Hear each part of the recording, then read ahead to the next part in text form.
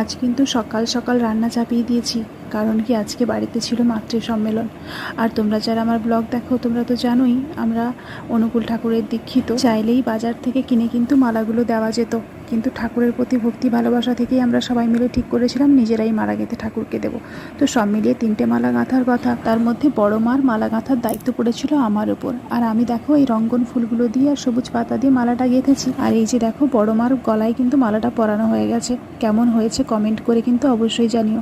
শাশুড়ি মায়ের শরীরটা যেহেতু খারাপ ছিল, এই মা কিন্তু বলে বলে দিচ্ছিলেন, আর আমি কিন্তু কাজগুলো নিজের হাতে করেই করছিলাম। ঠাকুরের ঘট বসানো থেকে ধূপ প্রদীপ জ্বালানো, ঠাকুরকে ভোগ নিবেদন করা আর ঠাকুরকে প্রণামী দেওয়া। কামিনী কাঞ্চন সম্বন্ধীয় যে কোনো রকম আলোচনায় অতি আসক্তি এনে দিতে পারে।